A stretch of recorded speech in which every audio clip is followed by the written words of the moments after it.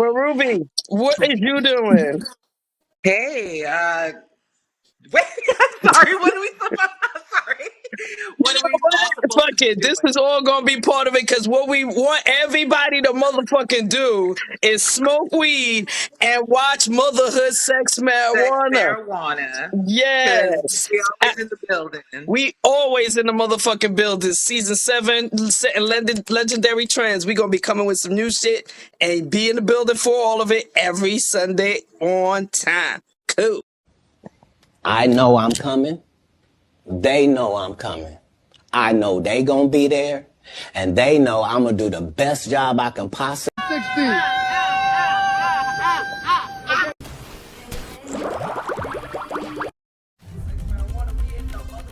Marijuana. Because Yes. we always in the building. We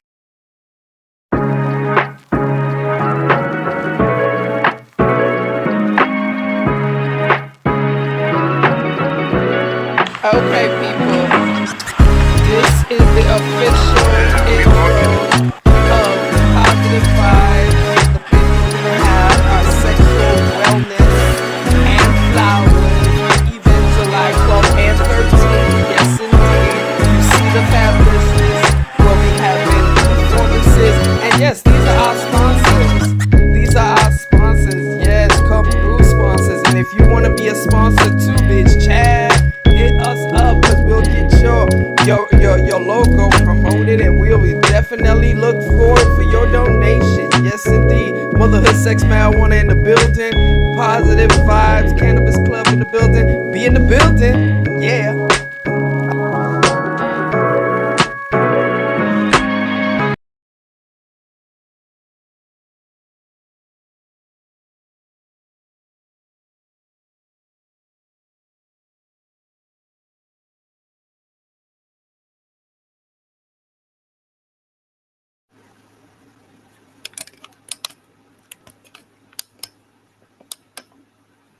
Yeah, this is definitely enough light. What's good, people? Guys, I'm in the building. We leaving the AC on. Usually, usually I would turn off the AC for the recording because obviously you don't need to hear my AC. But baby, it's too hot. I turn it off. The way my hot flash is set up. The way my hot flashes are set up. You know what I'm saying? For real, for real. Like for those of us that have had hot flashes, know what they feel like. Yo, how y'all doing in this summer? I mean, shit, I've been dealing with this for over 10 years, so I've been dealing with this, and summer is my favorite time of the year. You know what I'm saying? Summer is my favorite time of the year, so, you know. Oh, no. Oh, wait. Ooh, we dying already. Okay. Okay, hold up. Yeah, this is not good. All right, cool. Let me flip on the real light. The Ruby doll is in the building. Yes. Let's go. Hold on a second, people. Because I gotta. Ooh, hope anybody. Well, whatever. Either way, I gotta flick on the light. I was trying to avoid using my cell phone light, but now I'm flicking. I'm flicking on the light because we gotta have light. We gotta have light. You feel me? And let me make sure. I told homeboy, yeah, it's time to go. So he should be on his way. If not, then shit, we already know what we gonna do. We gonna have us a shout. So let's get it. We'll be in the building. What's good, Queen? Hey, Hey, what's hi. good, Queen? With your beautiful self. Shit, we both come through all the time, coming through all the time. I'm telling you. Ah, Shit, that's what we supposed to be doing. Yes, that's what we yeah. supposed to be doing. Yes, indeed. Motherhood, sex, Sex marijuana, marijuana in the the motherfucking building. What's up, everybody? Thank you for was joining good. us. Yeah, I'm on time today. Right, we are on time. Our guest is not here yet, but you know how we do. If our guests come, and if they don't come, it is what it is. You know what I'm saying? We're gonna sit here and chit We chat and have know. a good time, as how we supposed to do. What's going on with you? How was your birthday and all the celebrations? Shit. Well, I feel like I never really celebrate my birthday on the actual day. I feel like I'm always doing some shit before that or after that. And it's just always kind of been like that, which is fine. And it was kind of Right. like that this year where I went to Cali, so that was a blessing to be able to go and visit some family. Went kind of like the end of May, early June. Mm-hmm. And that was, let's just say that was a turning point for me. Right. Um, I got some, got a little bit of, got frisky. We had some spicy time, you know what I'm saying? I'm very Okay. honest about that as well on here. And then I also did, when I got home, I actually was quite depressed because it was like this high. And then it was like, and what was it was me letting go of old identities that no longer served me. So it's like I was Right. literally like dying in a way. Like you have to die.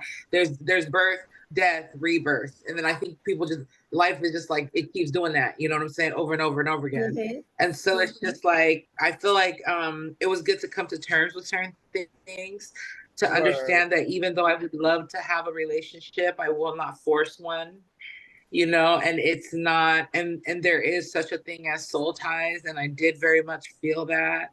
And I had to Nice. this person is an amazing person, but it's like, is this person for me? Am I the person for them? That was Mm. the question.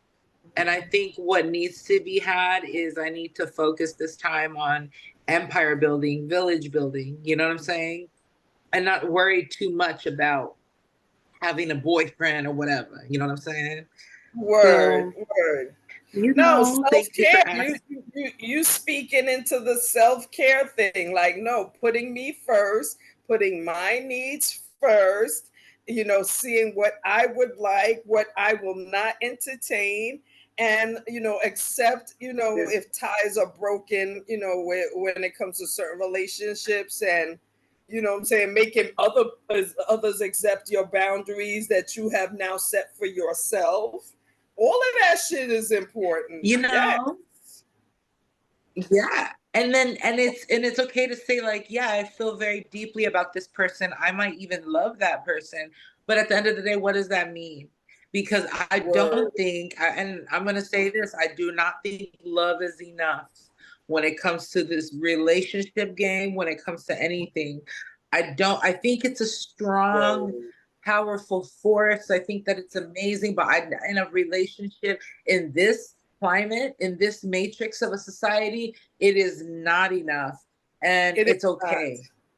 And it's okay to say that, because that's part of of a strong and healthy foundation, to add that, to know that, yes, love is not enough. Let's not disillusion ourselves. Yes, it can't be enough. And even if you were a single person with no children, it absolutely could not be enough, because there's other Absolutely factors, not. there's goals, there's things that you like aspire to. So if you're with someone that's not aligned with those feelings or support those emotions, it's like, the fuck you here for? Fuck out of my face. You know what I mean? Never mind the fact that we have the added responsibility of, we take care of little people.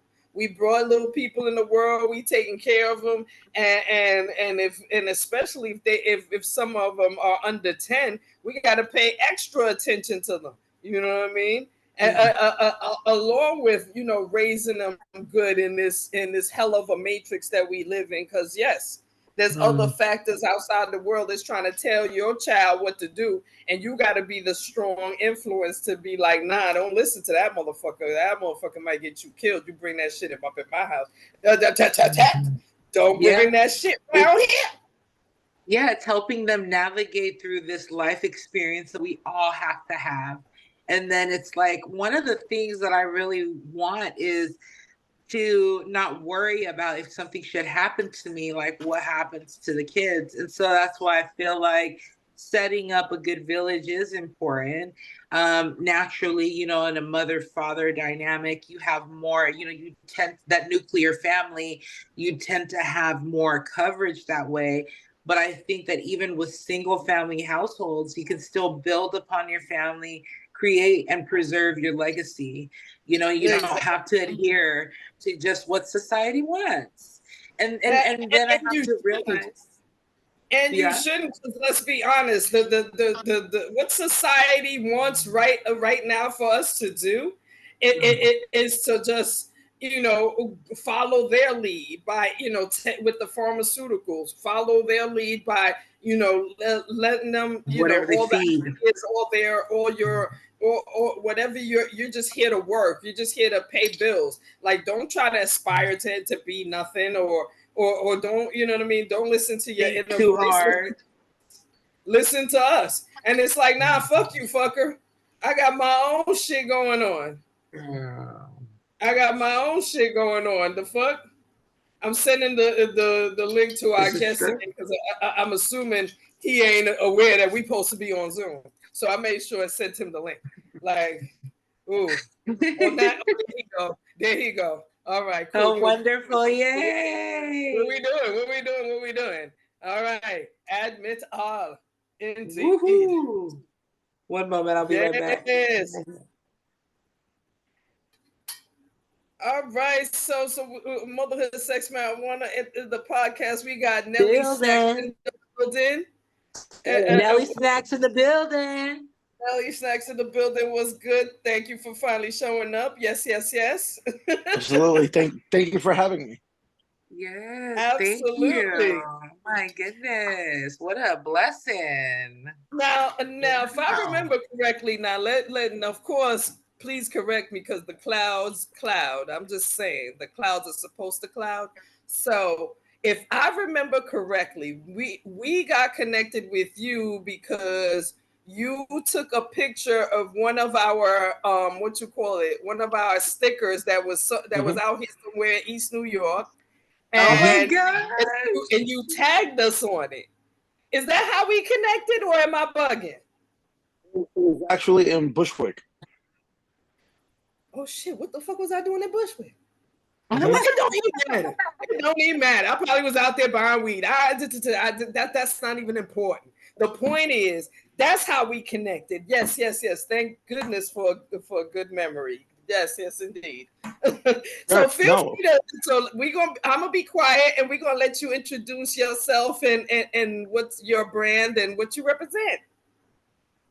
My name is Nelson Ortiz, also known as Nelly Snacks on Instagram and TikTok and Threads or whatever. I'm a visual artist and also a big supporter of street art and art in general, especially independent artists. And I really I'm just really here to support artists. Like I don't really have an agenda. It's not about me. Everything that I have now, as far in the street art world, has been given to me because of street art and other artists. So I just constantly give back. That's all. Just be humble, stay humble, and give back. That's it.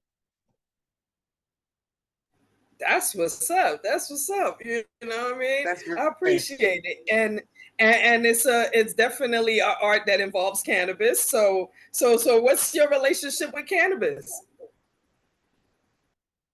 So years ago, when I was introduced to cannabis and weed as like a kid, like 12, 13. But every time I smoked, like I suffered severe sexual trauma. So that I could not smoke. I cannot smoke weed because it enhanced it. So I started smoking heavily in like 2016, 2011. So I'm pretty much a new, the last 12, 13 years is when I really been smoking. Okay, okay. So all right. So have we always lived in New York, or oh shit? I'm assuming we live in New York. Wait a minute. No, I live in New York. You know, and I'm telling people your address. I'm just saying, like, I'm assuming you are a New Yorker. That's all I'm saying. Well, I'm originally from Chicago. Oh, Yeah. okay. Yeah, and it's funny because I've been in New York City for so long that my friends always forget that I was born in Chicago. Oh shit. Well, shit. I mean, once you live here, what's this? Where is everybody else? I don't know. Anyway, True, this is true. this is the best place to live. You know what I mean? I don't care what nobody says. You know, and the new smell of New York City is weed, as far as I'm concerned. So Of course, Y'all I'm of are course. some definitely. beasts out there, man. I What you love, say? I love. I said y'all are some beasts for real. I love. Shout out to man Nelly Snacks for joining us. Shout out to my girl Kai Storm. Shout out to Motherhood Sex Marijuana in New York. I'm a fake New Yorker, so when I come into town, I be acting like I know what's up, just so that motherfuckers won't punk me because they smell tourists. When they see me, they're like, "Oh, we gonna tax that bitch's pockets right there," and I can't blame you. So I'm not hating on you, Bob, but no. The businesswoman in me, baby, you ain't gonna punk me. But what I'm gonna do is I'm gonna respect your hustle and I'm probably gonna tip you off of the goodness of my heart. How about that? But Thanks. you guys are some hustlers. There's a certain vibe. There's this frequency. It's like if you was to like turn this dial up, someone was controlling some dials and shit. When it got to New York, it turned it all the way. And you know what? Y'all motherfuckers love to play Spanish music at all times of the hour, don't you? That's what I heard. You know, I I mean, mean, I'm that. Panamanian. Yeah. Lord have mercy. Let me just go ahead and say I'm Panamanian, and even I be like, "Hey, come on, let's like you could turn that down, like for real."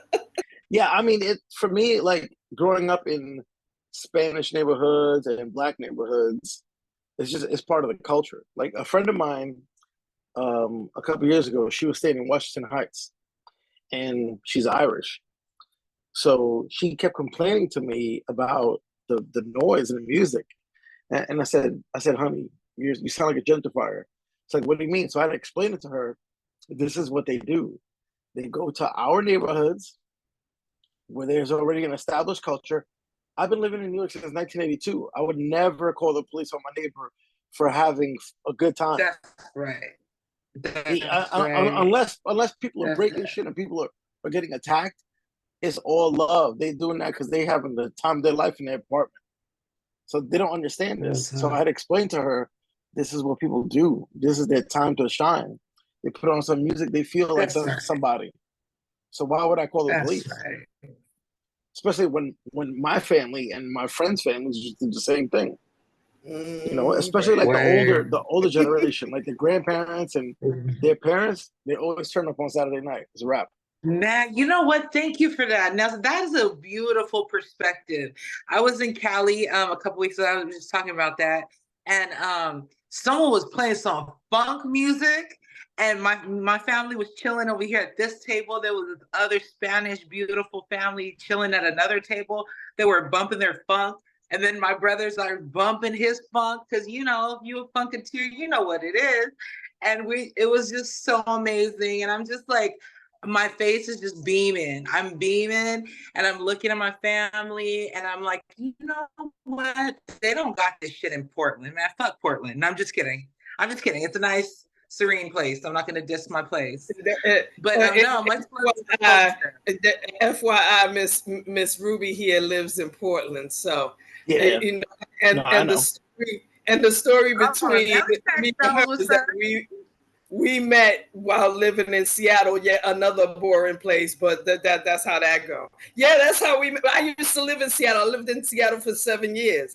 And honestly, I'm really glad that you mentioned that you lived in New York since 1982, because that means that you was buying weed in the basements and from the secret man on the corner, just like I was before, you know what I'm saying? Bring the weed, man. Being sold in stores. So my question for you is this: who you supporting right now? Or are you supporting the plug, or are you walking into these established dispensaries and paying their prices? Who we really fucking with? Who we fucking with? I kind of support both, only because if a dispensary is Black owned, I'm gonna support it. But if it's like one of these fancy shops in Manhattan, nah, I feel it. I'm not Yes, I'm I not giving feel them my it. That's money. right. This country has incarcerated way too many black and brown people for me to walk into a white-owned It's still dispensary and give them my incarcerated, money. but Nah, anyway. exactly, yeah. That's right, Nelly Snacks. That's right, Nelly Yeah. Snacks.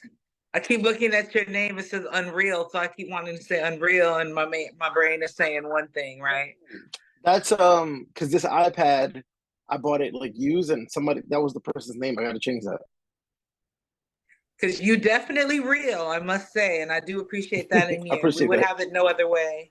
And so, about street art, I'm so in love with street art. I think that I had to teach my kids because my daughter had said something very interesting because she learned it in her school where the teacher said something like graffiti was bad and that we should be pretty much criminal, right? And so she had an opportunity to share that, hey, my family, we love street art, we love art, and I don't think it's bad at all. And so it's like, I think conversations like that, like simple ones, you don't have to go and like paint a mural because I can't do that. But it's like, if you have an appreciation for what shit is, and you can spread that to the generation, not just your kids, but just to like kids that you serve around the block and everybody, like whoever you have affiliate with in your life, we should share that appreciation. So how do you share that with your family, Nelly Snack? Hmm. Well, I don't really share with my family. I'm kind of estranged from my family. So the people that I have met that have made an impact in my life, that's my family. And I've been I've been introducing a lot of people to street art, and it's crazy how this started out as just like a hobby, but once I really started supporting people and doing it genuinely without any kind of agenda or self, as far like promotion, that's when people actually see who you are. They know they're like, this is Right. for real. You're not doing it for money. Nah, I mean, if you're in it for money, you got to be really good. I'm not that good. I'm not that good to be making it for money. I got to be real. Well, then you're kind of like, that's Yeah. contradicting if you're doing it for money. It's not about that. And that's one thing I learned and I appreciated. And that's one thing I just love. It's kind of like in a cultural sense. Like when you do, like when, when they say like, when you don't let your right hand know what your left hand's doing or something like that. It's kind of in the same concept because there's a greater picture, right? Thank you for psychedelics for helping me understand this shit, yo, by the way. Oh yeah. But and you know what? I also want to talk about what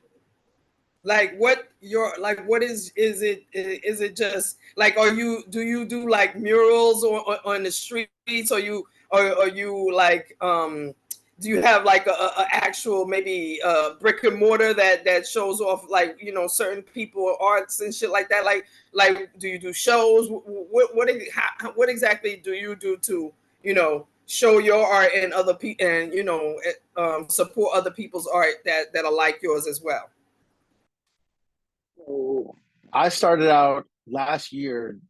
I just made one sticker because what happened was I used to constantly post and tag people, and I would run into people actually painting murals, and I would tell them that I'm a big supporter of art and independent artists, and that I used to be an artist. And then whenever they heard the word "used to," they're like, "What do you mean used to?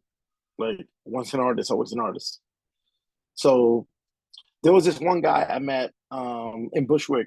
His name is Raynard Kelly, and he's an older gentleman, and he hadn't painted in 20 years.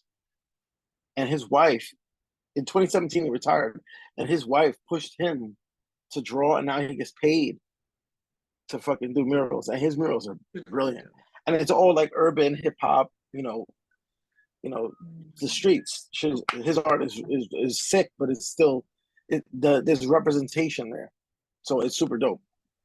And people like him inspired me. I just was gonna make a sticker.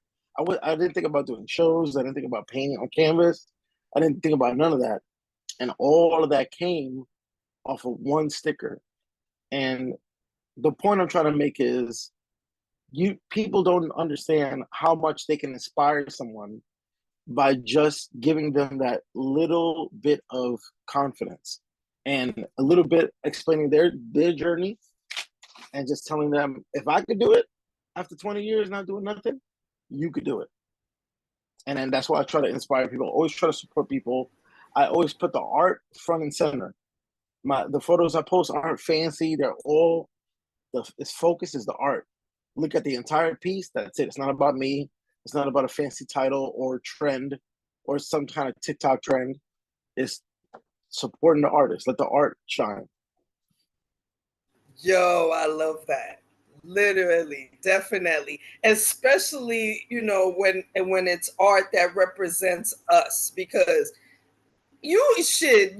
I mean, like you said, you lived in New York since '82, so you know that street art and fucking graffiti was on walls, was all over the fucking trains. There was that shit would be everywhere we go. Now, of course, you can't put that shit on the trains the way these new trains that they got, but you know what I'm saying? It's you know, it's certain neighborhoods that you definitely walk in, especially in like Bushwick and shit like that, where you walk in certain neighborhoods and you see whole murals. Now, of course, in the hood, we also got, you know, RIP murals. They those are mad popular, and you know, it's horrible, but at the same time, it's like you also, you know, that person gets to, you know, express their art, and 9 times out of 10 the pictures are fucking are ridiculously and beautiful. Like, you know what I'm saying? Like damn near all of the murals I've seen are big in best style, literally. Like them shits, you know what I mean? Like and it wasn't until the other day that, you know, I noticed there was like a mural on one of the walls somewhere near Eastern Parkway and Dean. And I forgot who that's supposed to be, but it's like one of these young rappers and shit. And it's like, oh shit, like we need to keep that going. Like, instead of people, you know what I mean, you know, trying to get rid of that, and you know, we need to keep that going. Now, I haven't been to the Bronx where the new hip hop museum is coming up. I haven't been to it. I did go to the, you know, the starter one, you know, by the concourse, but the actual new one, I ain't been there yet. And I'm assuming that they better be showing some level of like homage to graffiti, and how much graffiti played into, you know, the beginning of hip hop. Now, have you been there? Do you know anything about what's going on? I actually have been there. Give me a second. I'll pull up a photo. It's opening next year, I think, and the outside seems promising because it shows a bunch of like old school rappers and shit like that. Hold on, I gotta find this. I was actually there. Oh, here we go. Just to show you a photo. This is the. Can you see that? Yeah, I can see that. So let me. That's the front of it. That's the front of it. Sorry. Okay. I gotta. Because they putting it right on the concourse, ain't they? No, it's actually it's not. It's further away from the concourse. Oh. And this is like the front of it, where it shows you Run DMC nice. and some of the rappers. That's and nice. Yeah. So it seems promising. It seems promising. Wow. We'll see. We'll see when we're in there and we check it out and we give it like the acid test. Mm-hmm. But definitely it shows. This is one of the pictures too. You can see that. See, that's like a very old school. Okay. Yes. Yeah, absolutely. I mean, I'm excited for it. You just got to be positive about it. Nah, I mean, at the end of the day, you know, the people that are supporting it, you know, like KRS-One and everybody, you know what I mean? I expect, based on he is way, like, I'm talking about You know what I'm saying? He's like in the foundation of hip hop. Like, nah, you ain't supposed to have a whole building. Shout out to the teacher, man. Don't have You know no what? graffiti up in this bitch. You wildin'. But at the end of the day, what I remember from the little starter one, they definitely had like, like train doors and whatnot. You know what I'm saying? Like a little section where it looked like the old trains where people, you know what I'm saying, could sit in, and you see fucking graffiti even on the seats. You know what I mean? That shit. They definitely had that. So I expect that they, you know what I mean, pay homage to all levels of hip hop, which, you know what I'm saying, that's art is definitely a big part of hip hop, you know. Mm-hmm. Hell yeah. And so Nelly, with my next, and thank you, Queen, for mentioning that, because it's so important to know that. As just if you love rap music, you better love street art. You know what I'm saying? And so And and it's other not things, like, right? Could you right. speak And on it's not other like street elements? art was just New York. Street art was definitely, a thing all over these United States, and it's still trying to get rubbed out. So that's why I say, as the first museum of hip hop, because I damn sure don't know about no other museum of hip hop nowhere else in America. Shit, I'm just saying. And then, are there other elements of the culture that you gravitate towards? And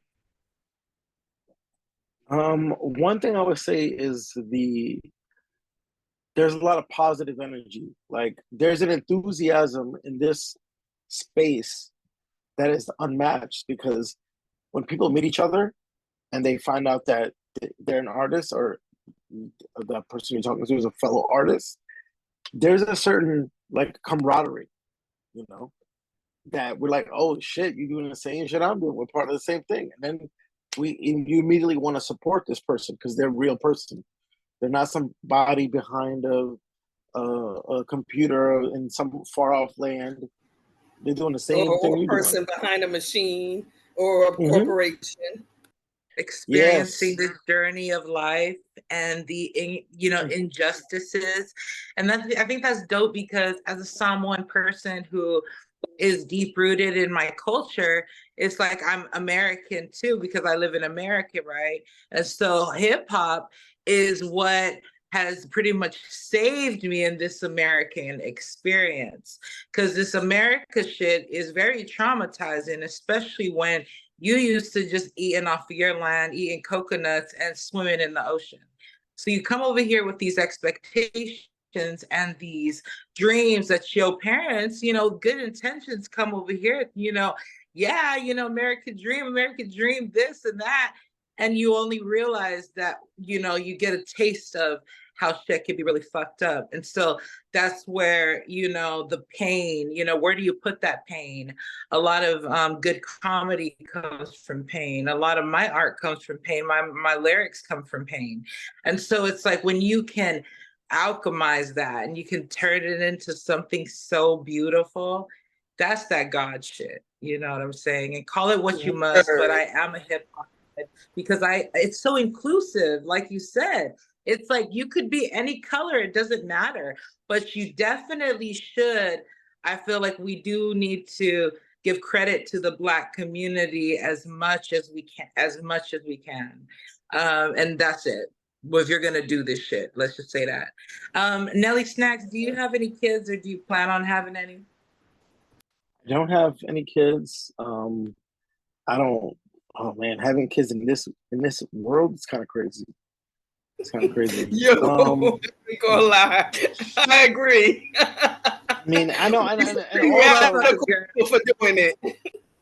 Yeah, and also since I'm 45 already, it's like for me to have a kid at this age, I got aches and pains I never knew existed now. So for me to have a kid and be like, damn, I'm gonna be 55 with a 10-year-old, I'm gonna be dead.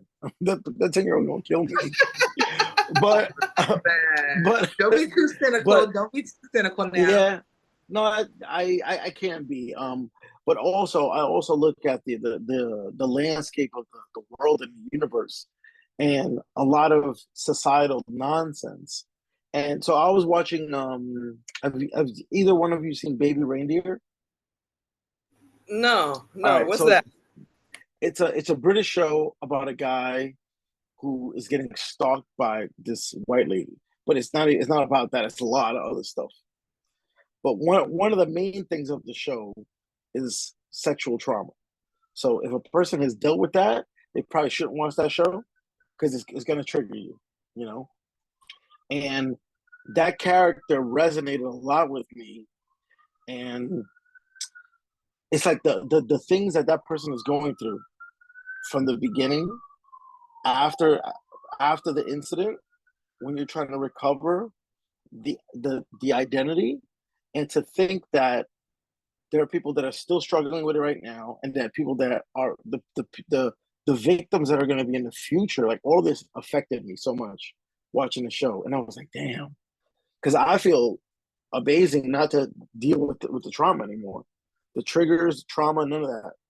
That's why I can support people so much, because I'm just trying to pump out good energy, positive energy. Nothing's gonna hold me back, you know. So, but watching that show was definitely something that was like heavy. It was kind of heavy. Not to get all deep. No. We appreciate that you were willing to speak on it, because I definitely, you know what I'm saying, because one thing we never gonna do here, we never gonna push you to, you know what I'm saying, we ain't a clickbait type of podcast that we pushing you to say some shit about your life, because we not finna say, you know what I mean, there's plenty of conversations that me and Ruby had, you know, just face to face, or not even face to face, but personal conversations that we damn sure have made it clear, like, nah, it's not finna be shared on the podcast for clickbait. Fuck that. Nah, like, certain things in life need to be protected. You feel me? So, nah, you know what I mean? But thank you for definitely sharing that, because at the end of the day, one of the things that we like is when people, you know, are able to, you know, are able to talk about certain trauma from the side of, I am better now. I can talk about it. I can actually, you know, help somebody if they are going through it. And because for me, you know, if I'm traumatized by some shit, I can't I can't watch that shit. You know what I mean? And so for you to, you know, to you know, have gone through a certain level or whatever level of trauma, and then able to still watch a show and see the benefit of watching it you know, that's big. That's big, or big growth. Big growth. I consider myself so lucky. I tell people all the time, when I tell people my story, it's always like, oh, I'm sorry that you went through that and all this. I'm like, listen, I'm good. I don't. This is not for sympathy. If I wanted sympathy, I'll make a Facebook post and cry some tears. I don't need to do that. I am always going to be honest with people, because this is part of my story. That's what brought me to this place. Even though that's a negative incident, it's still something connected to me. So, like, I remember when I was at my brother's girlfriend's sister's place once, and she asked me a simple question. She's like, "Are you a virgin?" To the average person, that is a very simple question, you know, but not to a person who's dealt with trauma. They can answering that question. I could not answer this question. I was completely paralyzed, because I was like, from that moment on, anytime somebody asks me that question, it's never going to be yes or no. It's more complicated. So you have to deal with every aspect of your life being completely compromised and changed by trauma. And I think that's what people don't understand. When people say people kill themselves and people look at them like they're selfish, how could you do this? You don't know what this person is dealing with.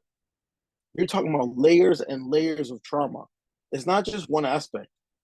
I was telling someone the other day that one of the biggest, probably the biggest hurdle that I had to overcome was the self-acceptance of identity.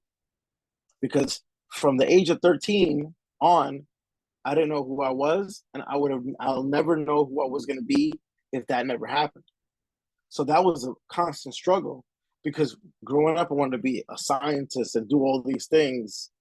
And then you look in the mirror and you can't even visualize it. You don't remember nothing, because all you have in front of you is this negative cloud that you're trying to see through constantly.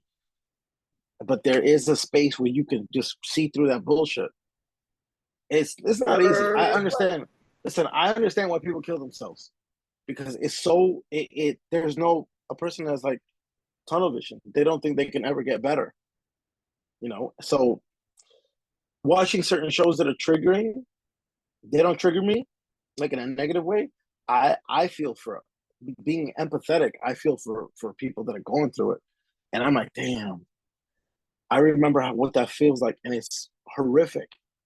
So that's why, whenever I have any kind of conversations with people, I don't ever let them define who I'm going to be to them.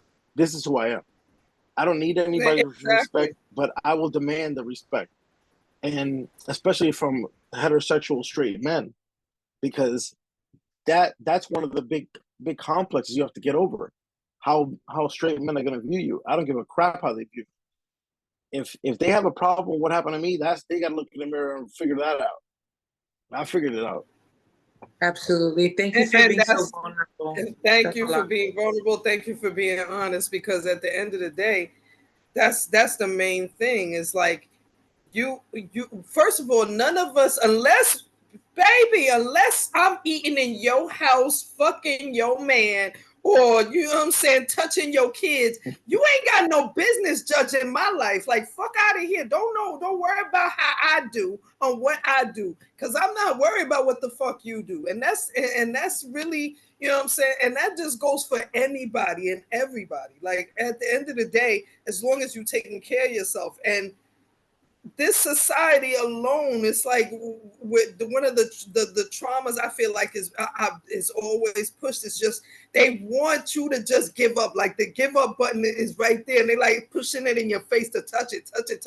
Nah. And what you represent is someone that said, nah, I'm not touching that button. Fuck out of here. And I'm past that. I have reason. You know what I mean? Like, you definitely have reason to be here and continue, and you see that as I already been past that. Like, I won. The fuck? I won. And that's what you need to see, is that I fucking won. You know what I mean? Yeah, that's true. Thank you for 100%. sharing that That's story. true. That's true. And then your pain isn't in vain, because you've developed empathy, which can, you can't really develop empathy by just taking a pill. So it's like, in the same sense, it's like the world needs those empathetic vibes, where it's like, okay, maybe this person isn't seeing from a perspective, and maybe I can see from the perspective for the both of us until we figured it out. You know what I mean? So, excuse me. As far as sexual trauma, I think that's why I've always, as soon as I could, like, tell myself that shit wasn't my fault, I became more open. So I became the cousin that everybody's coming to because you got your first kiss, or you're thinking of having sex with your boyfriend, girlfriend, whatever. Because, excuse me, conversations like that it didn't scare me. What scared me was what the secrets were, was what people wasn't talking about and why they wasn't talking about it. And that to me was very scary. And that's why, I'm judged all the time. Like, even my mom, she doesn't like that I'm doing this right now. But it's like, well, we could list things that we don't like about each other, you know what I'm saying? But that's not conducive to where I'm going. And so I'm going to turn my pain. Why do you think I smoke weed? There's reasons why. I think if we ask ourselves and other people why, instead of like imposing our thoughts on them, we'd probably learn more. You know what I'm saying? So thank you. Mental health is super important.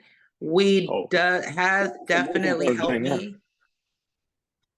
Yeah, absolutely. Awesome. Do you have any like, what are two pieces of advice that you would give a man that's approaching his 50s that still hasn't figured out what he's supposed to do with himself?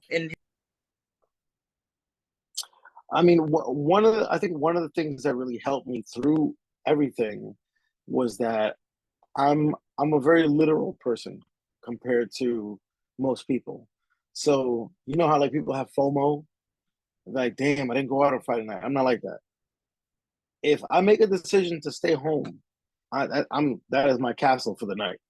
I don't care if you went to 20 parties and did whatever. So I chose this. This is my piece tonight, you know? And I think one of the things that someone in that age range that is still struggling, they really got to take a look around. Just take a look around, appreciate what you have. Look around. If you're not in the street and you're not hungry and you're not broke, you're blessed. You're a blessed person. So you have to take that energy and just redirect it. Like I'll tell you, there's a documentary that you should probably check out. It's called Fear of 13. Right? This guy is the whole documentary is a guy sitting down talking about his experience. But the main thing that you take away from it is that you should not let age deter you from having goals. So at the age of like 50 something, 57 or some shit, when he finally got out of prison after doing like, I don't even know how many years, he wanted to have a family. He's like, I'm going to have a family. I don't care if I'm almost 60. He went out there and he had a family. And that's the type of mentality. And it's like what Ruby was saying earlier, how you have to, one of the things people struggle with sexual trauma is the self-loathing. You're blaming yourself. Once you turn that around to be like, I'm not a victim, you're a monster, there's a difference there. And when you can say, I'm not the problem, you're the problem, but actually see it, because all the time you're just blaming yourself for allowing somebody to do that to you. That's the struggle. You're fighting yourself. But once you realize, especially as we get older, we see it all the time. People get hurt, struggle, people get shot, killed. Black and brown people get shot, killed all the time unnecessarily. You start to really redirect that. You're like, I'm not going to be a victim anymore. I know what that feels like, and I'm never going to be in that space again. Exactly. You won. Exactly. You won. No, yeah, that's you. That's you saying, I won, I win, you lose, get the fuck out of my life. I will make sure and make the rest of my life a healthy part of my life without dealing with your trauma. You know what I mean? Like, it's like you remember it as part of, like, yes, you hate that as part of your foundation, but you damn sure overcame that in order to build a new foundation and continue, you know, in a more healthier, you know what I mean, realm. Now again, I don't want to push, because at the same time, I did hear you mention, you know, you were estranged from family. I'm assuming maybe it's because that the trauma had to do with family, or not? No. Totally separate. Oh. My family is just very abusive.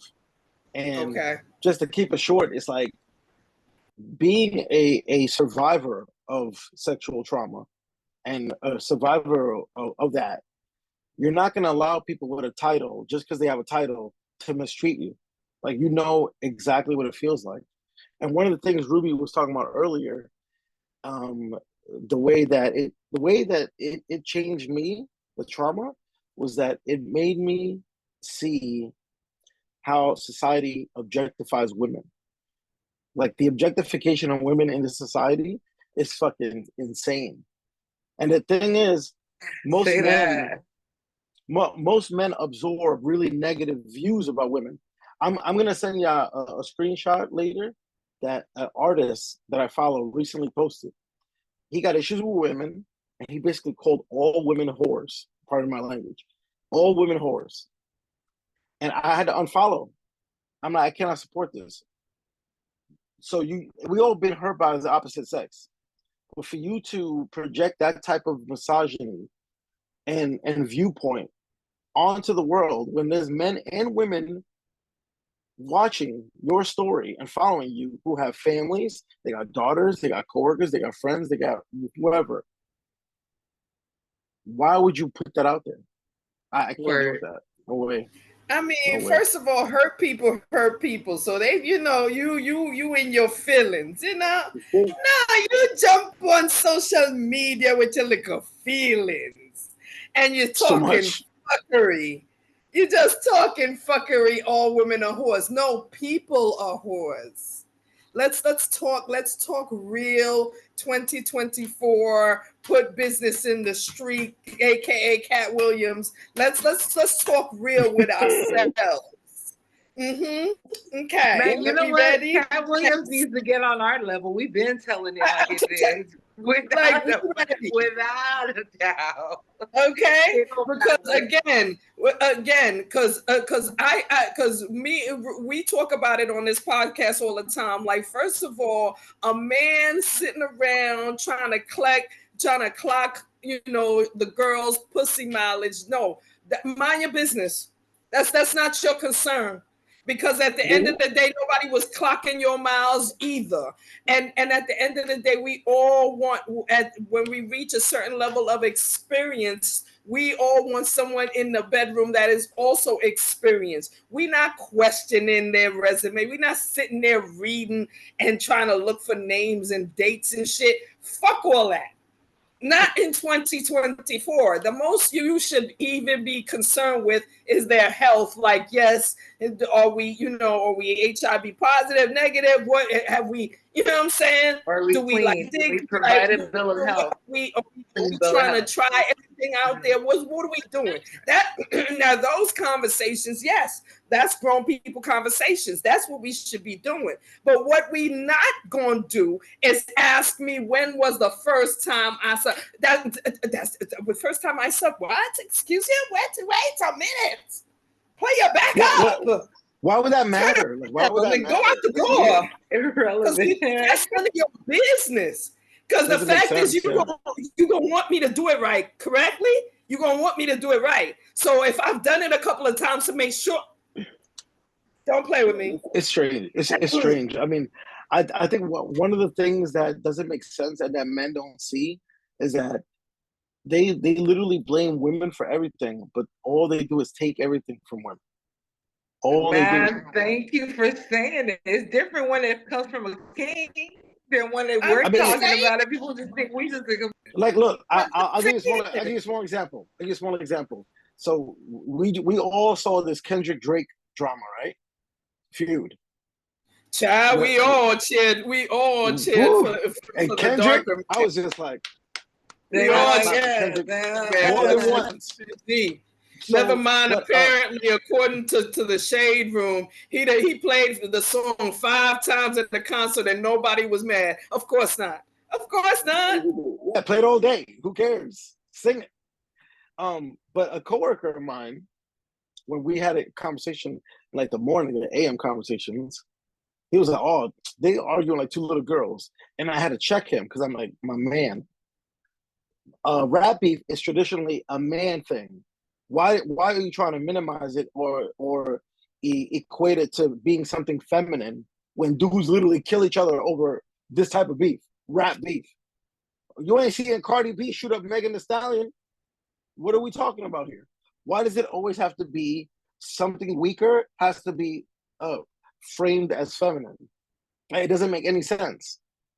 But men are the most sensitive people on the planet. I'll give you another example of what happened to me recently.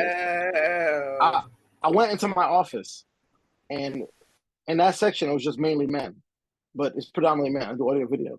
So I was talking to my one project manager, and I stuck my hand out to another guy who was sitting there.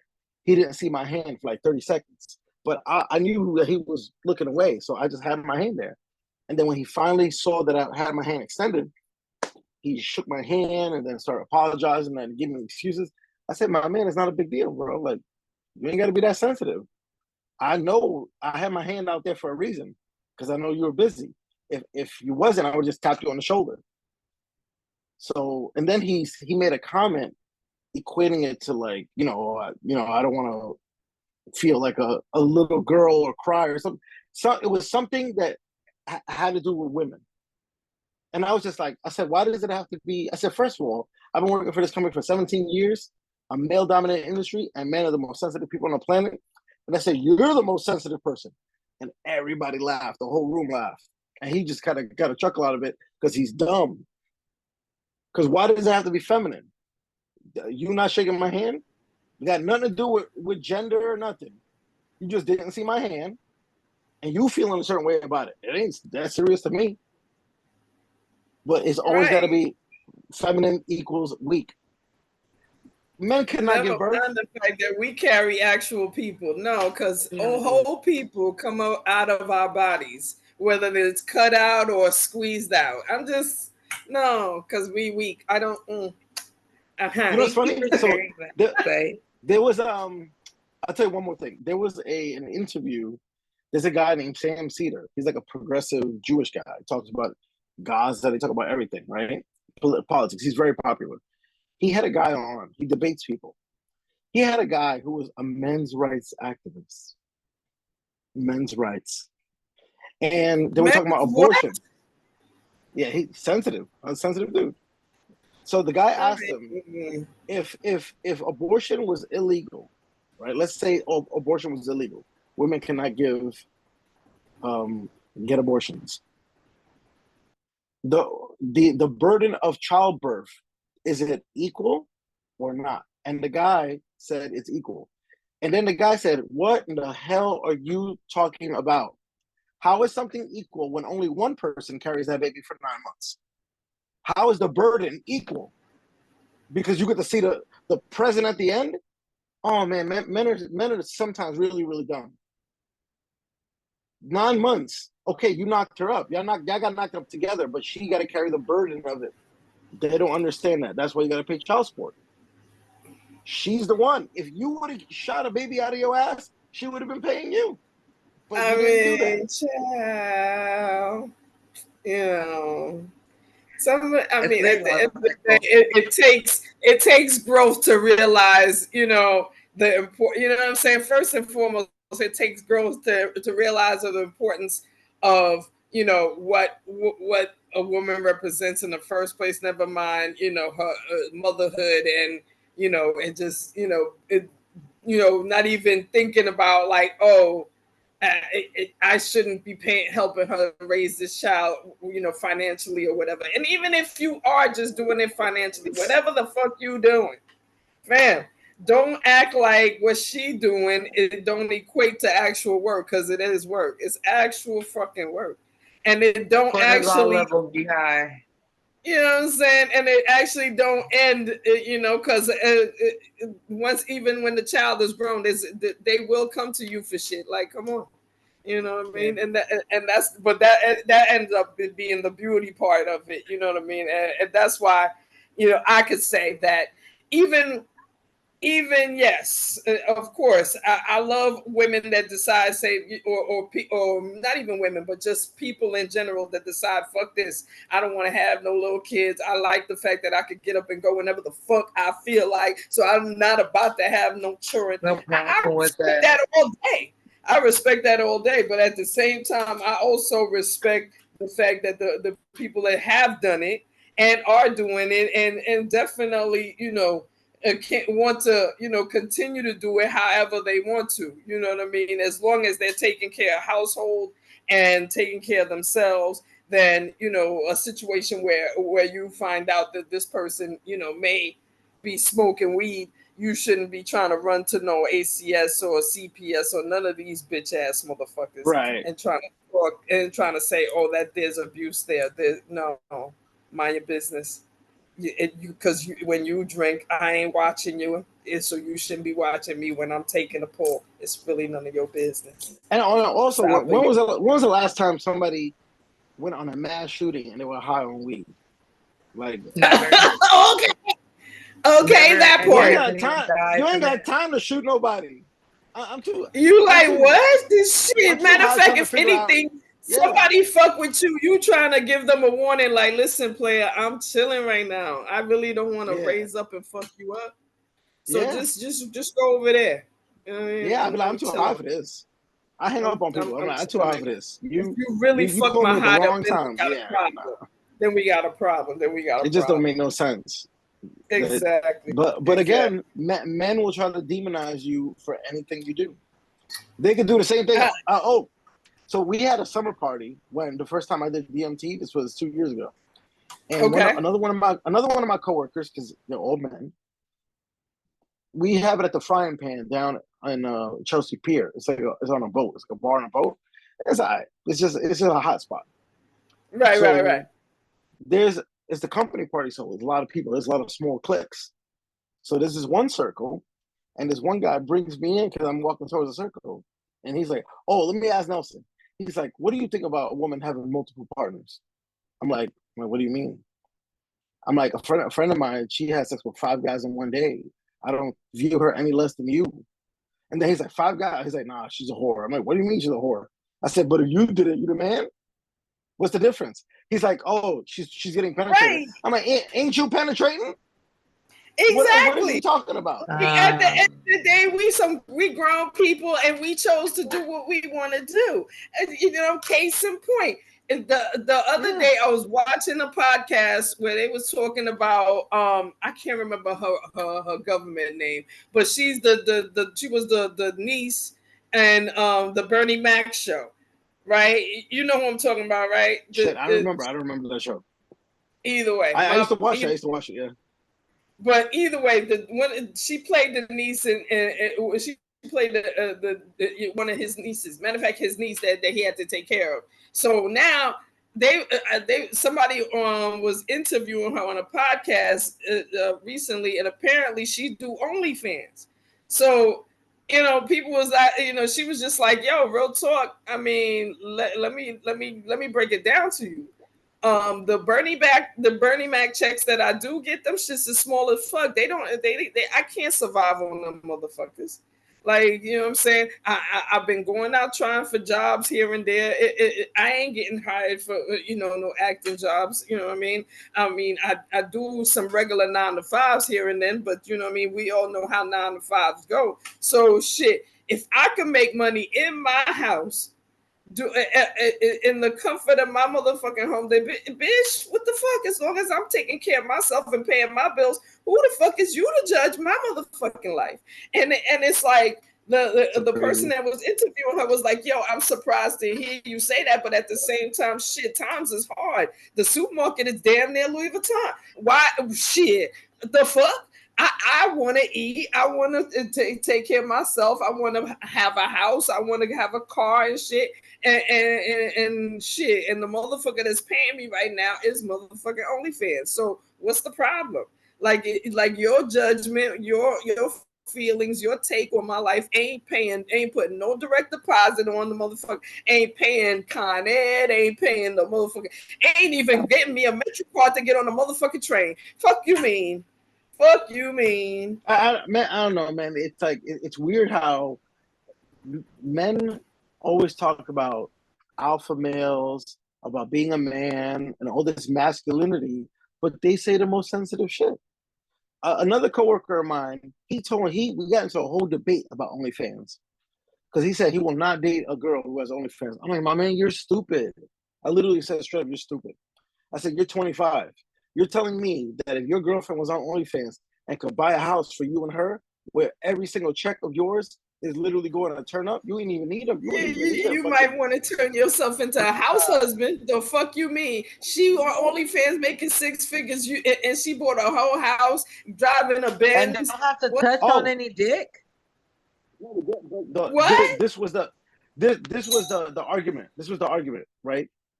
His cousin is 23. She already bought a house because of OnlyFans.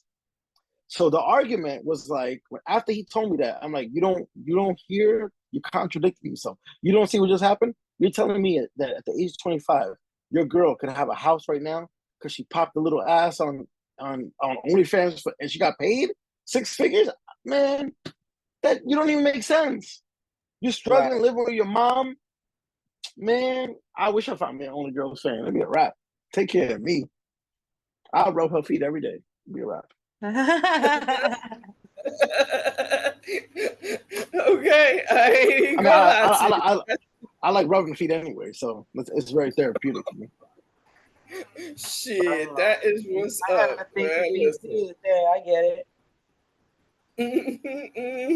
I mean, I'm just keeping it 100. That's all. Oh, On and that we like note, that. are there any fetishes that you have or kinks that you have explored or that you've noticed him having in the last 5 years Do that I you may have have not explored before? Me? You're asking me if I have any fetishes Oh, or Yes, sexual she kinks? couldn't be asking me that question. She know not to play with me like that.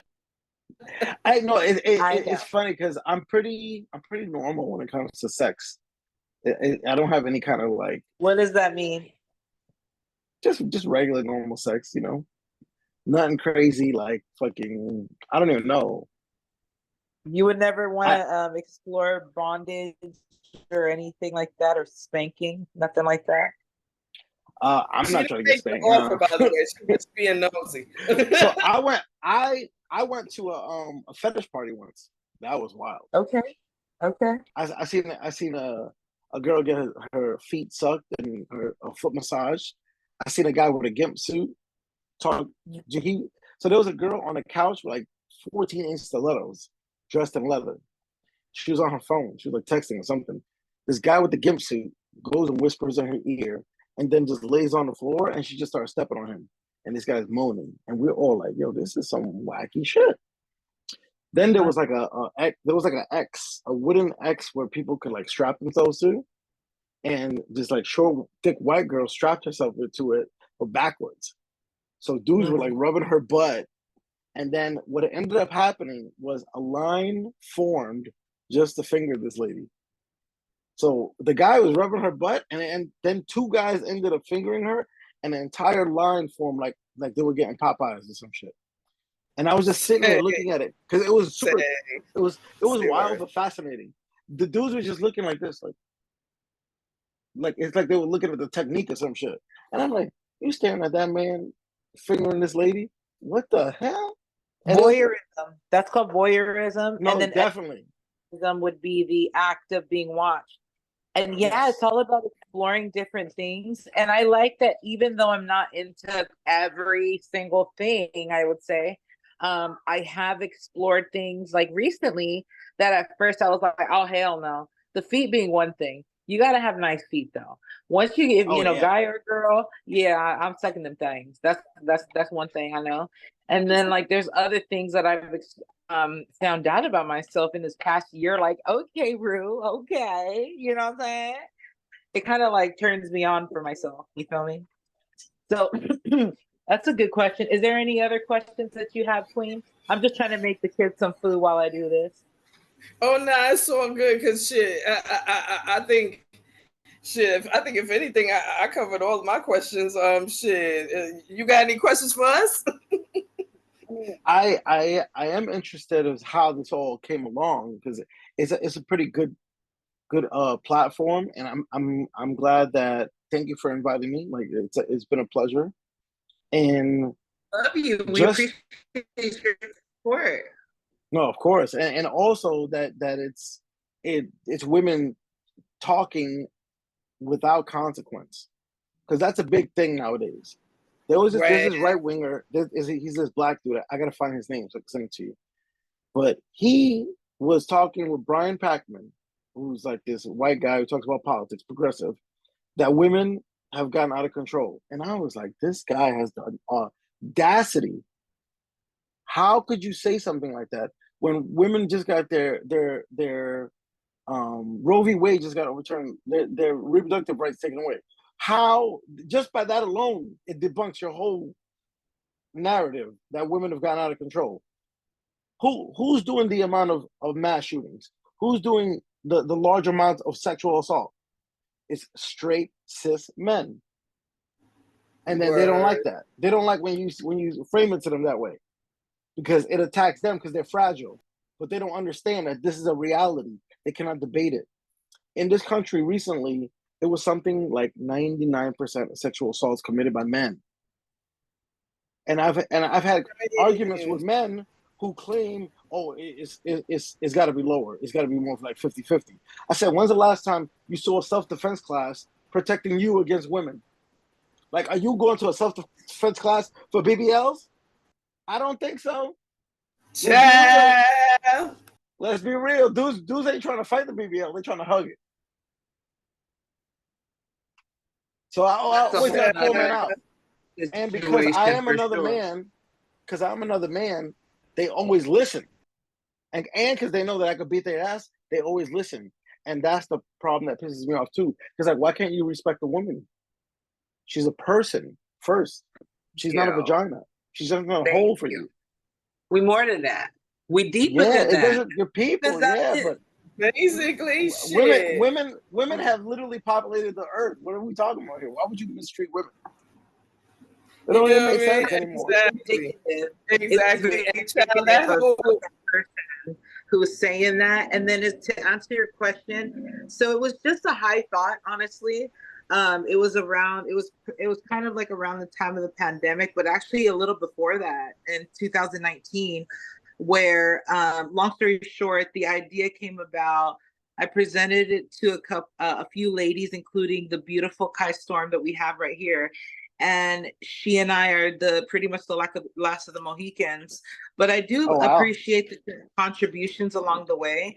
It's just like, I think that when it clicked for Kai, and she could definitely talk about this herself, where it clicked for her, and then she realized that she is the embodiment of motherhood, sex, marijuana. So it is just like you said, it's a communal thing. It's more than just a particular person. It's all of us. It's a collective, and it's a frequency for sure, right? And here we are, right? We 4 years strong. Oh, absolutely. I mean, yo, literally, like, we met, and first of all, when we met in a whole room full of clouds. You feel me? So it was getting through those clouds to meet each other was one thing.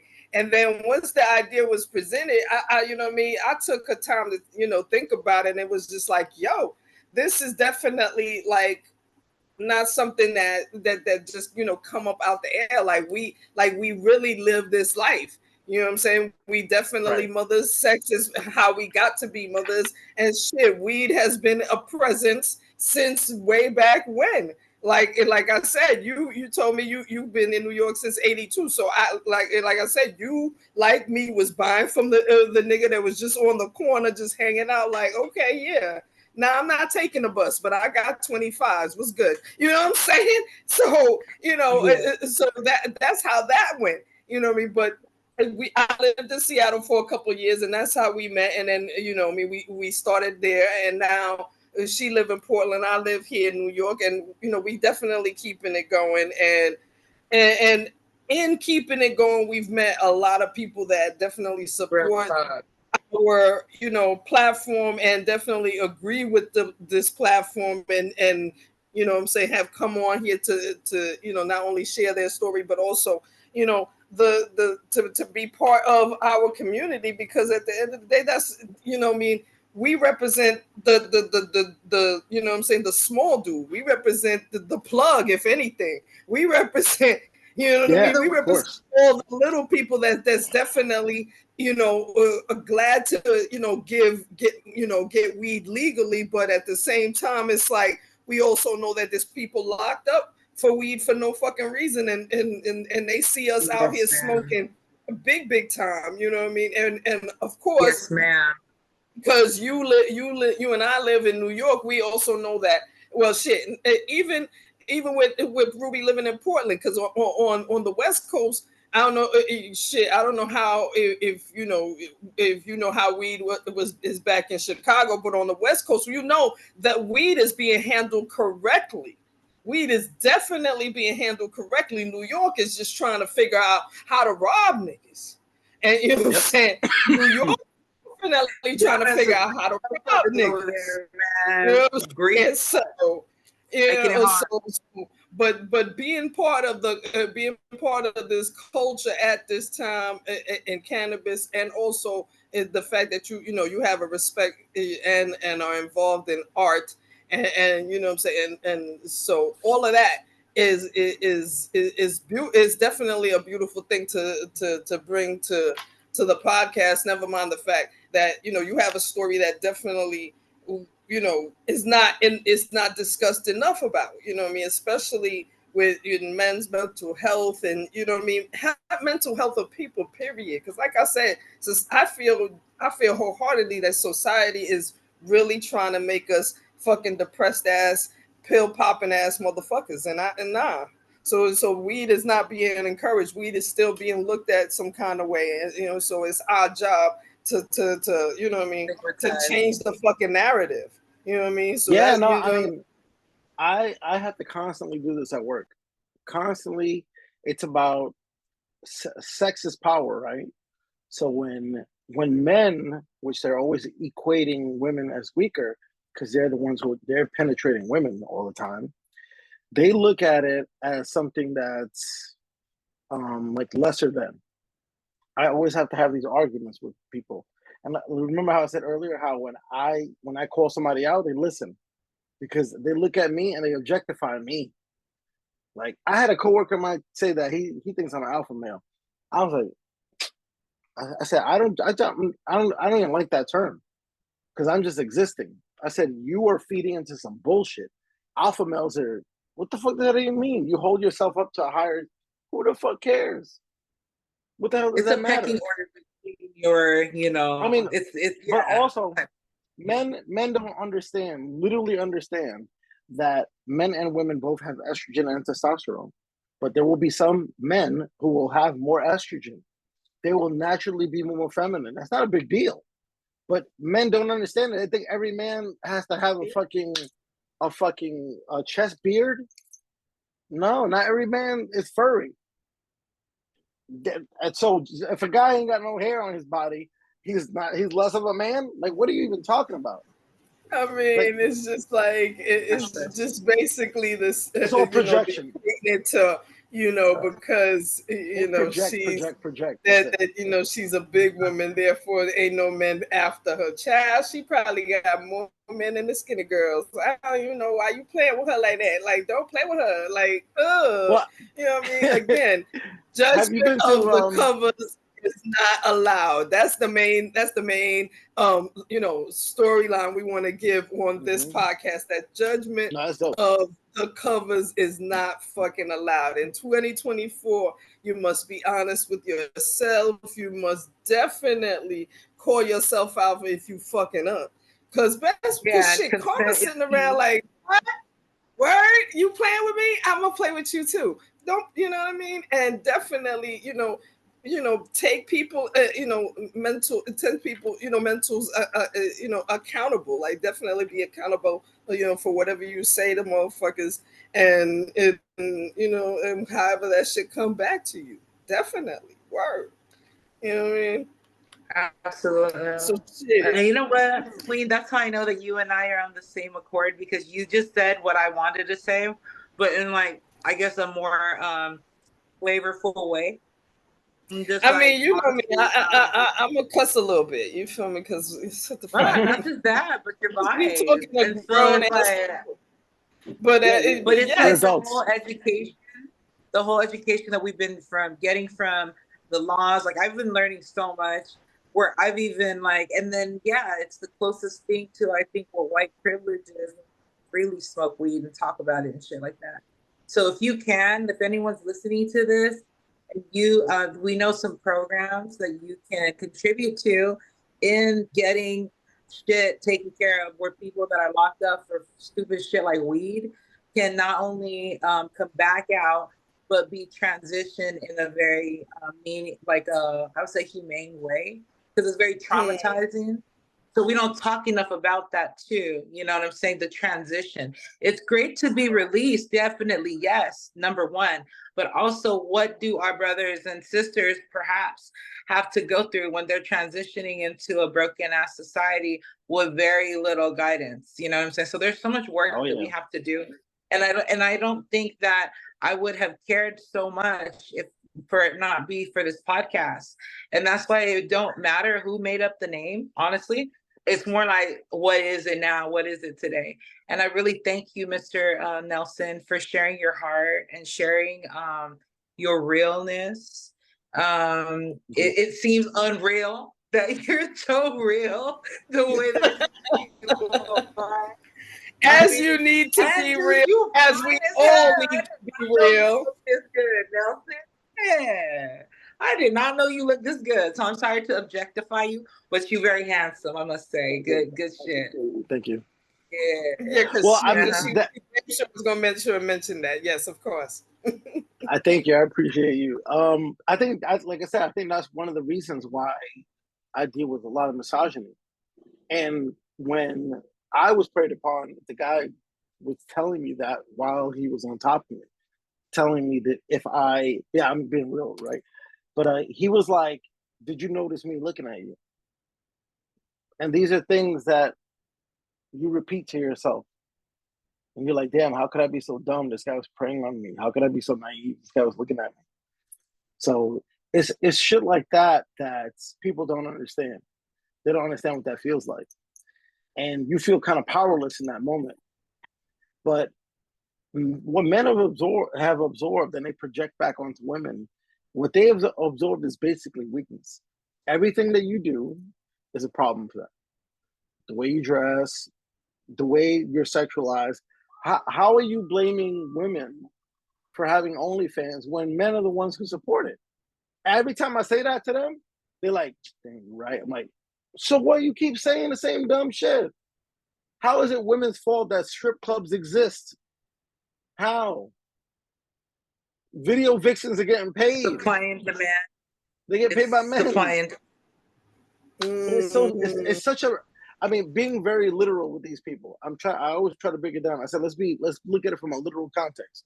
You're telling me that you're going to a strip club, you're throwing your money that you earned, installing this speaker in that wall, and you're talking shit, but you're the one going to the strip club, throwing your money at her ass, but she's the whore.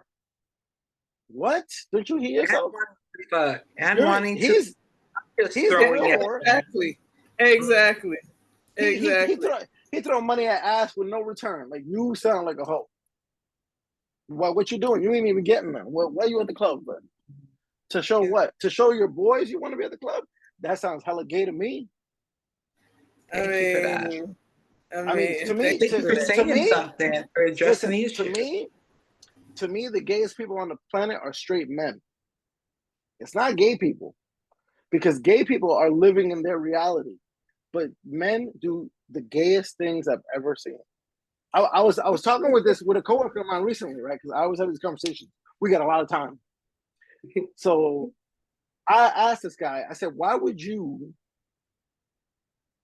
in one breath, call a guy a fag, but then as an insult, and in the second breath, you tell him to suck your dick?" How do you equate that? How is that? Why would you tell a guy to suck your dick? Jaw strength? That argument has definitely been a long time argument. Let's make it make sense. Especially when you hear, New York girls act, because that's one thing New York girls are known for saying that to a man, and it's like, you don't even have one. What are we doing? What is going on here? So that makes more sense. What are you following in your man's dick? I don't get it. What are we doing here? You know what I'm saying? So it's that whole shit is crazy. A woman saying it makes crazy. More sense, because you're saying a gay act. It's true. And they never say that to us. A man saying a gay act to another man in an act of aggression, that's mad homoerotic. What I just said. Right. Exactly. A guy wouldn't say, "Oh, why don't you take me doggy style?" He ain't gonna say that. No. But he's telling him to suck his dick. Like, this shit, the insults don't make sense. No, don't say that. No, don't say that. It's too homoerotic. Man, you just blew my mind with that one. Listen, when I have these conversations, with these men, they go like this. They're like, damn. I'm like, I'm just saying, make it make sense. Tell me, why would you tell a guy to suck your dick? Oh, you're only saying that because you heard it. But it's a homosexual act to perform on you. Or what are we doing? Right, exactly. What if the guy says, I'll suck your dick. Hey, let me do it. Exactly. And what you gonna do next? Exactly. But tell people where to find you on social media and all of that. Cause so you know what I mean? So that, if you want to connect with you, you know what I'm saying, share art, however it go, you know what I mean? Definitely let people know how to find you on social media. Thank you. They can find me at Nelly Snacks. That's NELLY Snacks on Instagram, Threads, and TikTok. That's what's up. That's what's up. We thank Boom. you for being on the show. Definitely, you know what I Oh mean. yeah, It's it's been it dope. was a great time, and of course, we absolutely thank you for even sharing your story with us, because of course we didn't expect it, and you know what I mean, and we want everybody to know that that of course if if you were triggered by what this subject matter, we apologize, but at the end of the day, Right. what we expect here and what we give you here all day, every day, or every Sunday Real. on Sex Man Wonder is real stories. So you should know that we talk real here all the time, and this subject matter definitely has been discussed in previous podcasts, and we are always thankful and grateful for the people that decide to share their story with us. You know what I mean? Because we want them to share their stories, Yeah. to be inspired, to not only share your story and be inspired by their story, to conquer that whatever is trying to conquer you. You'll feel Their trajectory. all day, all That's day. well said. That's well said. I appreciate that. Absolutely. And on that note, Motherhood Sex Man One at the motherfucking building. Nelly Snacks. With Nelly Snacks. Have a good night. Thank you. All right. It was Good awesome. night. Thank you. Good night. Thank you so much for being in the building.